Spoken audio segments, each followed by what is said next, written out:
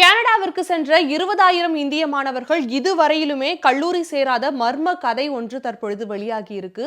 இது தொடர்பான செய்தியை விரிவா பார்க்கலாம் வாங்க.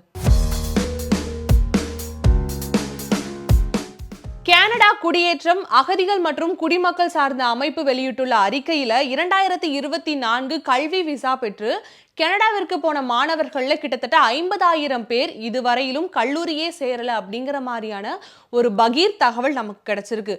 இதுல குறிப்பிட்டு பார்க்க போனோம் அப்படின்னா கிட்டத்தட்ட 20,000 மாணவர்கள் இந்திய நாட்டை சேர்ந்தவர்கள் அப்படிங்கிற ஒரு தகவலும் தற்பொழுது வெளியாகி இருக்கு. மொத்தமா 144 நாடுகள்ல இருந்து கனடாவிற்கு மேற்படிப்புக்காக வந்த மாணவர்கள் தொடர்பான ஒரு ஆய்வு ஒன்று மேற்கொள்ளப்பட்டுச்சு. அந்த ஆய்வின் பொழுது பிலிப்பைன்ஸ்ல இருந்து கிட்டத்தட்ட 688 மாணவர்களும், சைனாவில இருந்து 4218 மாணவர்களும் வந்திருக்காங்க.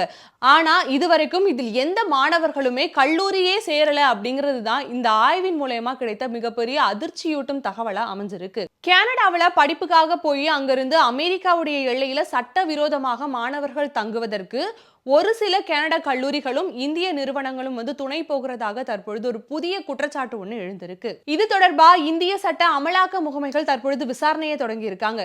இதே சமயம் சில இந்திய மாணவர்கள் கனடாவிற்கு கல்விக்காக போறோம் அப்படிங்கிற பெயர்ல போயிட்டு அமெரிக்காவில சட்டவிரோதமா அவர்களும் தங்குகிறார்கள் அப்படிங்கிற மாதிரியான ஒரு குற்றச்சாட்டும் எழுந்து வருது.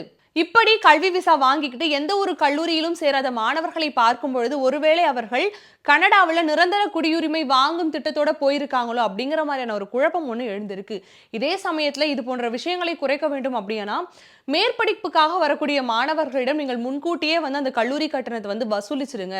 அப்படி நீங்க அந்த கட்டணத்தை வசூலித்த பிறகுதான் அடுத்துள்ள ப்ராசஸ் எல்லாமே அவங்க மூவ் பண்றதுக்கு நீங்க அலோ பண்ணணும் அப்படின்னு சொல்லி பல பேர் அவர்களுடைய கருத்துக்களை சமூக வலைதள பக்கங்கள்ல முன் வச்சு வராங்க.